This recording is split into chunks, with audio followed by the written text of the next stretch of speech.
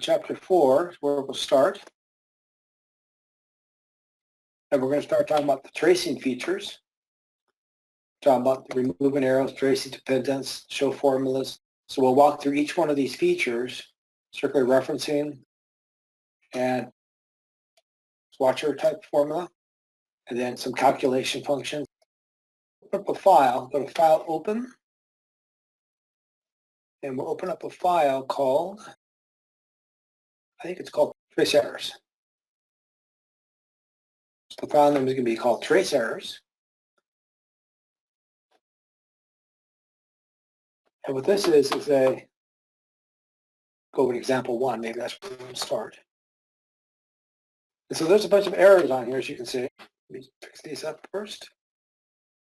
And this error message here, error message here. And so we're going to use a tracing feature to kind of trace these errors to see if we can find the orientation or the origination of these errors. So we'll start with this reference at the very corner right there. And in the Formulas ribbon tab, this is where we'll walk through all of these features on the back end of the ribbon. So we'll start with the trace dependence, or the trace, I'm not sure which one first. Click on this one here.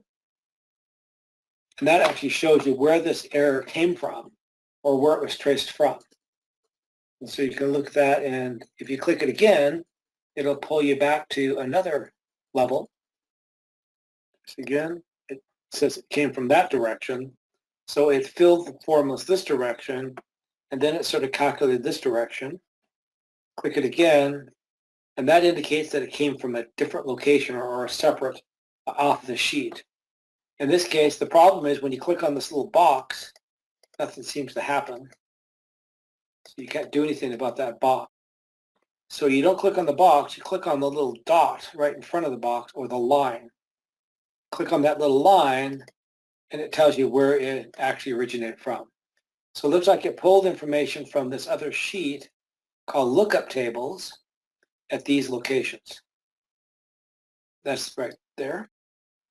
And so you sort of tracing it back to where its origin is. Now you click on the remove arrows, you can move them out of there. If you click in the middle somewhere, you can trace dependence, and it will show you where that particular formula was, how it was calculated up. Move arrows. And that's really all it does. So it's not something that I use heavily. If I was doing something for me, I wouldn't use it. But if I was trying to analyze your sheet, I might want to know how the formulas are flowing, how they're calculating forward. So I might use it on somebody else's sheet that I'm not familiar with, but just a tool that they provide here to do this. This next feature here is called Show Formulas. And I had somebody ask me one time and said, is there a way to see all the formulas on the screen? And I said, yeah, you use the Show Formula command. And they turned to me and said, it can't be that easy. I said, it is. You just go to the Show Formula and you click on Show Formulas, and it shows all your formulas. They're pretty useful because sometimes you can use this for documentation purposes. If you wanted to document, if it's a legal issue and you wanted to document your formulas, then to make sure everything is well documented, so if things change, at least you'll know what you chose in the very beginning. You can also use it for troubleshooting purposes too. So see, I can look at these and see if there's any pattern problems. I got B5, 6, 7, 8, 9, 10, 8, 3, here's 10s, 10s, here's 2s, let's see the problems there. If you come over to this one, you say there's C5, 6, 7, 8, 9, 10, 11, 12, 13, D5, D6, D11, D8, D9, D10, oops. You see it's kind of breaking a pattern here. So I'm assuming that maybe the problem with that one is it needs to be D7. So I'll change that to D7, and that might fix the problem. And come over to this one, and you can see if there's any pattern problems. You can see that there is, in this one, there is a pattern problem in this 2, 2, 2, 2, 2, 3. See, there's a 3 right there. So that happens to be one of the problems we're dealing with, is that it's grabbing 3 columns on the VLOOKUP where it probably only has 2 to find. So that may be a problem also. And so you can go through and try to see if you can see some things that are unusual about this. So there is that one. Another thing you can do with this is that you can click on this reference here. I kind of like this one better. Under this error checking feature, there's a button here called Trace Error. And what that does is trace just the error message. And so it follows that trace, that path, back to origination. So that's kind of the idea of the trace error is kind of nice, because sometimes I don't care about all this other stuff. I'm just trying to analyze the error message and where that error originated from. And you can follow this path to see that. I could pretty much figure it out without that, but you remove arrows to clear it out again. You also have this thing called error checking. So error checking is sort of like a debug tool that you can actually kind of debug it forward and backwards. So I can evaluate it, step in, step out, restart it. If I click next, I can look at each formula, and it kind of walks you through each formula along the way. Again, I can do this manually just as well, but these are just the tool that allows you to kind of debug or walk the process. There's a couple more here. There's one called circular references. We don't have a circular reference, so let's create one. You probably have heard of circular references before. So if I click on A17 and say equals H17, if I want to reference stuff from H17, and then I go to H17 and I say I want to reference A17. So I've just created a circular reference because I'm looking for the answer for somebody who's looking for the answer from me. So hit return on that. It creates what's called a circular reference. Now, you may have had circular references before, and this is a tool you can use to analyze those. It really doesn't do a whole lot. All it does is allows you to jump back and forth between the two circular references. So you just click on this, go to your circular reference, and I can jump from one cell to the other cell. And the reason why they do this is because sometimes these circular references are in different workbooks or worksheets, possibly in different positions on the screen. It could be A1, could be have a circular reference with D4000. And the problem is you're always kind of searching and looking for these cells. And so the idea of this is just jumps you from one end to the circular reference to the other end to figure out who is causing the problem or who needs to be clobbered to remove that circular reference. Now, to get rid of the circular reference, you just have to get rid of one of these two items. If I just delete that cell, then it breaks the circular reference. And so circular references are done by accident, but that would be something you could use the circular reference tool if you wanted to.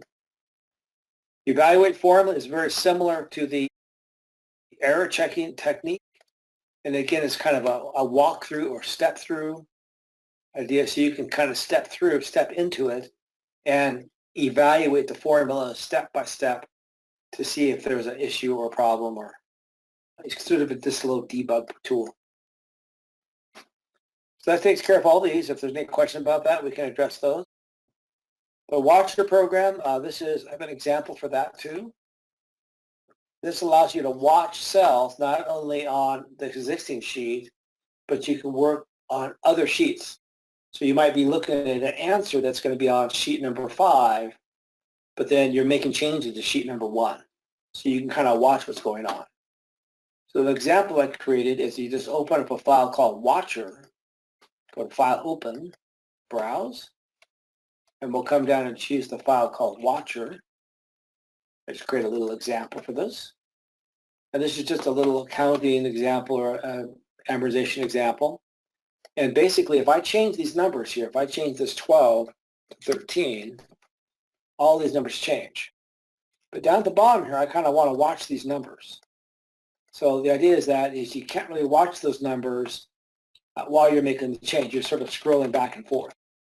Now, there's things you can do. You can click here and put in a split like this, and split it so you can see both sides at the same time. And now I can switch it this way. But that doesn't help you if the result is on a different sheet. That's where the Watcher program comes in.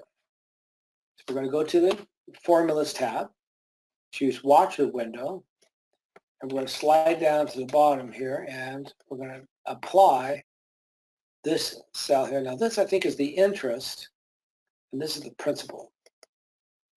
So we add a watcher to that first one, and that's the first option. And then we click on the second one and add another watcher to that one. So you can see that you can span this out. I can actually put this actually on the, hook it right onto the bottom of the screen if I wanted to. Slide it down a little bit so I can see it a little bit better. Move it out so I can see all the fields. And now when I make changes, up here I can save this to 25. I can watch my watcher window change. Big number. Yeah, so you can change and watch the values adjust based on the input of these items. If I change the monthly payment to 400, and that actually changes several items down here. So I can kind of watch the things not only on this sheet, but on multiple sheets. Now the one problem I run into with this is the interest and this is the principal. I'll just like that. And in this item, there's a thing called name. So a lot of people think, well, wouldn't it be nice if I named these fields? Because if I may have 5 or 6 in here, and I may forget which one is which. So I can come down and name these fields. So I can click on this cell. This is the interest. And so I'll go to the name box and type interest. And then I'll go to the principal box and I'll type principal. Enter. So with my interest, then the name actually gets put in there. So I wondered about that when I was kind of preparing for this class, as I was looking at this thinking, how can I get a name in there? And so I had to kind of figure out how to get the name in there. So that's nice to have the physical name in there so you can name those cells using the name manager. How did you get the watcher window to show up at the bottom? I have to switch back and forth through screens. I drag it around. I just kind of drag it around. See it? Just kind of drag it down and keep dragging until it pops into place. Boop. There it is. See it? You just have to keep dragging closer to the edge and it pops in there. So if it's something you use a lot, you can put it in the bottom of your screen like this and kind of have it available so you can watch sheets, other sheets. Like I come over here and have some other sheets I could be watching. As a result of changes here, are going to change some of these other sheets or something like that. So that's kind of the idea of the watcher window. And that's really all it does. But also, if you close this watcher window out and you go back and open it up again, it still remembers all the data. So this stuff stays in this thing even when you save the file off. So if you save the file, it'll always remember that information. Okay, so now for the calculation options. Actually, I'll leave my watcher window open right now. You can turn calculations off. So if I turn it to a manual operation, that means as I make changes to these values, it will not calculate. So if I change this to 14%, see, nothing's changing over here because I turned my calculations off. If I change that to 15%, nothing's calculating. So when it calculates, you say calculate now or calculate sheet, and then it calculates it. One way to use this is if I have a really, really large sheet, and it's so large that the minute I make a change, it has to go through and update all these values for thousands of lines of data. That could make the system a little sluggish. And so you might type in a number and it kind of freezes on you for a second, and then it comes back. Then it freezes and it comes back. So it's going through and recalculating all those values, thousands of lines down. That's where you would use it. You could turn it off and then simply type in all your values. And then when you're all done, you just hit calculate now and it calculates them at one time. The other solution for that, make sure you always switch it back to automatic because it really messes things up if you don't. The other alternative is to get a better computer. Maybe that's the time to get a new computer. So sometimes we have these files that are so large that it makes our system run really slow. If you got a faster computer, that would actually speed up the calculations too. But if you don't have a new computer, you don't have that luxury, then you could switch it off to manual and put all your data in and then do it one calculation one time. Don't forget to switch it back to automatic though, because weird things start happening and you may not understand why it's happening if you have that. So that's just calculation options. That's just one of those features there. So this covers all these. Now in the level 2 class, we covered most of these formulas. We covered the name manager. So we pretty much hit everything in this particular ribbon. So we'll kind of move on into some other things. And that's what I want to do, is make sure I cover everything in these ribbons. Now we're going to talk about array formulas. This is a grayed out section, but I'm going to talk about it because I think it's important. So we're going to open up a file called array formula. Go to Excel. I put an example out here called array formulas. So go to File, Open, Browse, and the file name is called array formulas. Now, I just created a bunch of array formulas, so you can, if you have a greater interest in this, you can open this up and go through all these examples. And I put little procedures here to tell you what to do, to how to create the array. But we're going to show you what array formula is first and just run through a few examples of what an array formula is. So in this case, I say select cells A, A2, B2, and C2. So I'm selecting these 3 cells. And then it says type in the equals with this curly bracket. And when you're done, you have to press a Control-Shift-Enter. So we're going to simply click in here. We're going to say equals. We're going to type in a curly bracket and type a 1, 2, 3. Close your curly bracket. And we'll do a Control-Shift-Enter. So that creates an array. Now, what an array is these 3 cells work together. They're all tied together in an array. So if I try to delete the 1, it won't let me delete it. If I delete the 2, it won't let me delete the 2. So it won't let me delete them as individuals. But if I select all 3 of them and hit the delete key, it will let me delete them all as a group. But an array basically is something that they have to stay together and they have to stay active. You can't delete one without the other. Here's another example of an array. Here it says select cells A10, and we're going to make an image array of this. So this is my original data, and then I'm going to create an array right here. So I'm going to simply say equals A7 colon B8, and then to create the array, you simply do a Shift Control Enter, and it creates the array. So that's an image of this, but this cannot be changed. You can't change the array. The array is locked. Now there's really a whole set of formula functionality in arrays, a whole nother world of formula features. And so you might go out to the internet and see a procedure, and that procedure would say, oh, it's here's how you fix this problem. Oh, by the way, this is an array formula. And at least you'll be aware of what an array formula is. Let's run through a few more. So this is an example of a formula. This formula here, this sum with a length, what it's doing is looking at the length of these character strings here, and it's adding the length up. It's adding all that up together. So it's giving me the total length of each character in these 2 cells.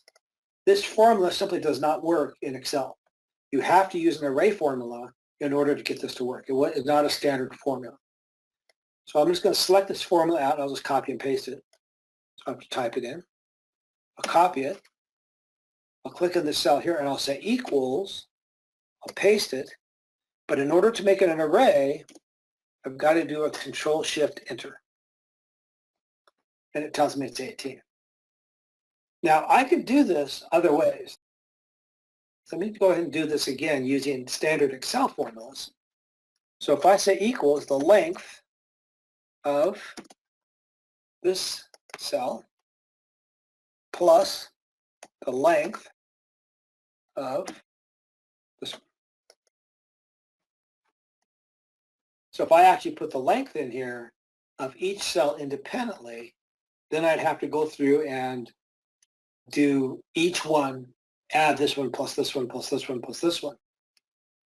And that gave me the same answer. So that's okay if I only have 2. But what if I've got like 20? Then I've got to add that formula 20 times. And see, this formula would work much more efficiently because you just simply do an arrange of the length and you can do that. So in some cases, it may be quicker to do it using the array formula. So that's an array formula. And there's another example here. Let's go to the next sheet to show you a couple other interesting examples. So this is an array formula technique. It's going to multiply this range times this range and put the answer in this range. So again, we can work around this. So it says here to select cells E2 through E6. And then it says you're going to type in equals C2 colon C6. And you're going to multiply that array times D2 colon D6. See, so you're going to multiply one array with the other array and put the answer in the resulting array. In order to do this, if you hit return right now, it would give you an error because Excel doesn't recognize this command. But if you simply go to make it an array formula, it actually puts the array in there. Now, the advantage of this is that you can't delete one of these elements independent of the other. So if I delete this one here, it won't let me delete that field. It's working as an array. You can delete the entire array, but you can't delete the individual piece. And so there's a whole series of functions out there. You can see I put a whole bunch of examples in here of different array formulas that you could use. Just a whole bunch of different things. So I know people that actually use arrays on a regular basis. And they tell me that there's no way they can do these formulas without using an array. And I was in the class one time and the manager was there along with his team. He wanted me to take the class so that they could teach his team how to use the arrays more effectively because his manager uses arrays all the time. And so he started telling me some of the things he was doing with the array. And I said it was in a classroom setting, so I basically just said, I think you need to come sit up here and teach us because he knew so much about it. It was amazing. But the idea is that I wanted him to get up there because the specific things that he was doing, I wanted him to show his team what they were and why he was doing certain things and what he was doing. So, I mean, I can find ways to work around arrays, but array is a formula structure that has some real uniqueness to it. And there's really a series of arrays. You can go search the internet and search for Excel array formulas. You're going to find a ton of different techniques to create formulas using the array formulas. But it's just a different technique. So again, it's just kind of more important that you're aware that an array formula is what it is. Because if you go out to the internet and type in a formula that, and at the bottom it says, oh, by the way, hit Control-Shift-Enter because this is an array formula, at least you'll know what an array formula is and you will know how to adjust it or manipulate it at that point. And so here's, if you're really interested in array formulas, you can kind of go through these and I put little examples out here and little help screens to tell you what I want you to do at each stage of the way. This is a whole ton of them out here. I just went through and grabbed a whole bunch of them so that they can look and see the wide range of different kinds of things you can do with array formulas. But some people use them a lot, some people don't use them at all, and I find ways that I can work around it. I can create this formula without an array. I can create this formula without an array. I can do all these without an array. But the array has some uniqueness to it that might give us a little bit of an edge. This next set of formulas is constant arrays, two-dimensional arrays, array range, just all kinds of arrays out there. This is another style of formula called an iterative formula. Now, an iterative formula is not your normal calculation formula. It's an iterating for it iterates is what it does. It's like an estimator. And so I haven't really worked on this as much as I'd like to, but there's definitely a lot more work I can put into it. but just making you aware of what an iterative formula is. A goal seek is sort of an iterative formula. So let's go through and do the goal seek so you can see what I mean by iteration. So let's go ahead and open up a file called goal seek. File, open, browse. Go down to the G's, goal seek, there. Open the file called goal seek. And let's go to example 1. And here is my growth factor. So if I put in like 20% in here, and I want to actually come up with the answer. So if I put in like 30%, if I keep putting in numbers, it looks like the answer was in there in mine. I must have updated that in the last class or something. But if you put in several percentages, you're going to get this quarter 2 is going to grow. So you have 40%, quarter 2 grows. So that by providing this input, you're getting an output or an answer. Okay, well, I want to do a goal seek, which is the opposite effect. What it is, I'm saying, I want an answer. Go tell me what the goal is or what the growth factor is. So it's a backwards calculation.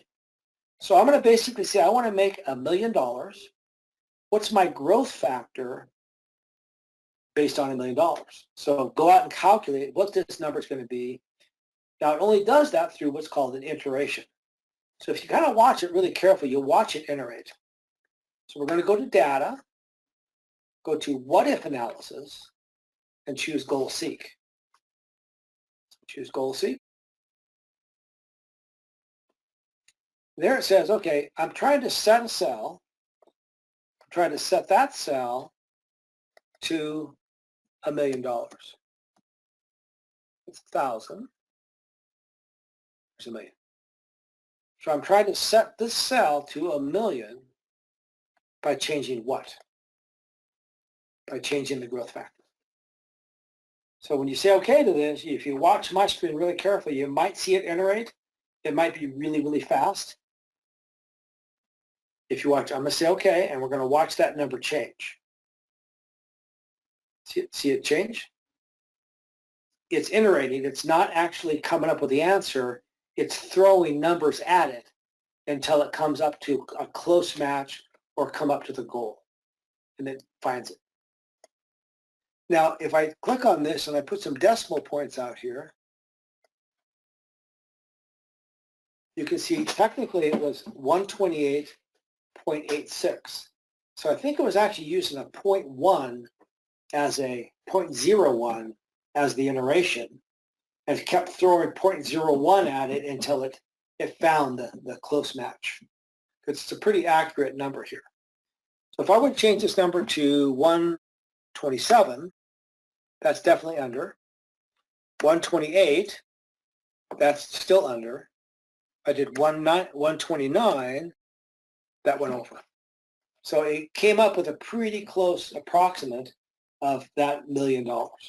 So, and it had to iterate to get there. And so again, it's a different style formula that is in Excel that you could use to calculate. And I know some people that use it. They have certain numbers that they're looking for approximations, and they're trying to come up with a close match or come up with some sort of goal like this. And they can use an iteration type formula to do that. And that chapter goes into that a little bit more. So.